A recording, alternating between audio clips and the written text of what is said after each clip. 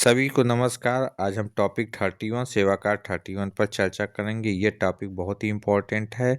मर्जी में लाभार्थी संतुष्टि सर्वे पीएसएस एवं सीएसएस।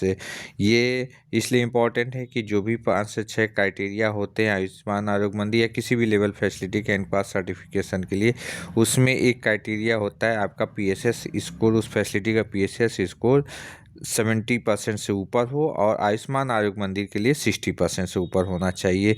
इसलिए काफ़ी इम्पोर्टेंट होता है। हम पूरी सब कुछ अच्छा कर लें लेकिन मरीज़ की संतुष्टि या लाभार्थी की संतुष्टि 60% से ऊपर नहीं है तो हम या तो कंडीशनलिटी पास होंगे या तो फैसिलिटी डिफ़र कर जाएगी। अब इसके लिए करना क्या है, ये हमारे आयुष्मान आरोग्य मंदिर के एनक्वास के चेकलिस्ट में G2 में इसका विवरण दिया हुआ है।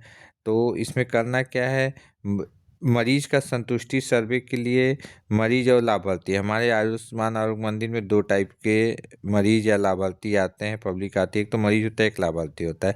मरीज हमारे ओपीडी में आते हैं, बीमार होते हैं, तो उनके लिए एक हिंदी में प्रपत्र है, उस पर उनसे भरवाते हैं, उनका संतुष्टि लेते हैं, फिर उसका हम आकलन या सर्वे करते हैं।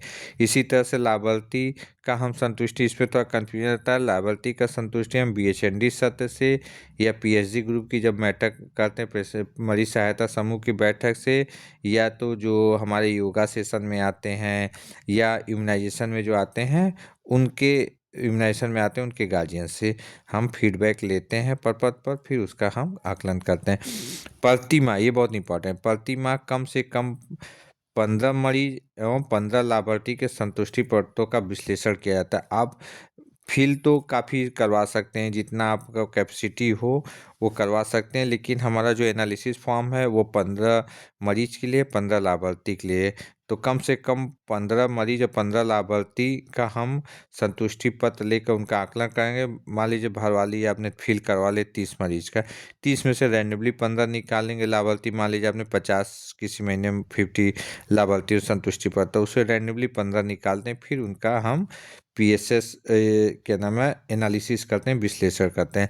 जिन बिंदुओं पर उनके द्वारा संतुष्टि जाहिर की गई रहती, उन बिंदुओं पर, जिस बिंदुओं पर उनके असंतुष्टि जाहिर की रहती, उन बिंदुओं पर हम जेएस एवं क्वालिटी टीम के जेएस और क्वालिटी मीटिंग में चर्चा करते हैं और उन बिंदुओं को सही करने के लिए और अच्छा करने के लिए हम एक एक्शन प्लान बनाते हैं, जिसे कापा करते हैं, करेक्टिव एक्शन, प्रिवेंटिव सुधारात्मक कार्रवाई और संशोधात्मक कार्रवाई। असंतुष्ट बिंदुओं पर समयबद्ध कार्य योजना, टाइम बाउंड एक्शन प्लान। देखिए, समयबद्ध कार्य योजना या टाइम बाउंड एक्शन प्लान या कापा CAPA कापा सुधारात्मक एवं निरात्मक कार्य योजना तैयार किया जाता है, जिसका प्रपत्र हम आगे दिखा रहे हैं। ये मरीज और लाभार्थी का फीडबैक फॉर्म है, जिसे मरीज और लाभार्थी से इसको फिल करवाते हैं, इस पर ये स्कोरिंग करते हैं। फिर उसके बाद देखिए एनालिसिस फॉर्म है, एनालिसिस पर हम वो स्कोर डालते हैं। स्कोर डालते ही वो ऑटोमेटिक फार्मूला बेस्ड शीट होता है, उसमें स्कोरिंग जनरेट हो जाता है। जिस एट्रीब्यूट में या जिस पॉइंट में कम स्कोर रहता है उसके अगेंस्ट हम कापा बनाते हैं।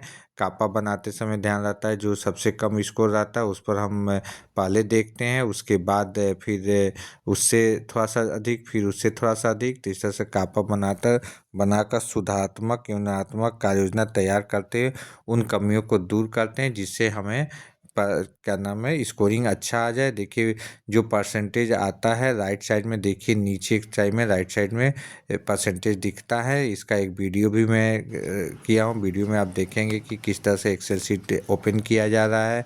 उसमें राइट साइड में पीएसएस और सीएसएस कम से कम 3 मंथ का स्कोरिंग का एवरेज मांगा जाता है, उसका भी मैं एवरेज स्कोर डाला हूँ।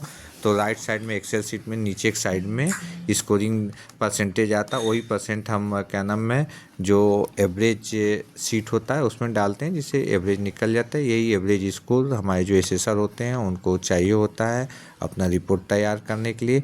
तो इस हिसाब से मैंने एक वीडियो भी डाला हूँ, वीडियो से आप इजी वे में समझ सकते हैं। तो हम अपना आज ये वीडियो यहाँ पर समाप्त हो रहा है। इसमें पीएसएस सीएसएस की जानकारी है, पीएसएस सीएसएस कैसे निकालते हैं, उसका एनालिसिस कैसे करते हैं, उसका कापा कैसे बनाते हैं, उसका एवरेज स्कोर कैसे निकालते हैं। और ये बहुत ज़रूरी होता है क्योंकि इनक्वास के सर्टिफिकेशन क्राइटेरिया में पीएसएस का एवरेज स्कोर 60% से ऊपर होना चाहिए।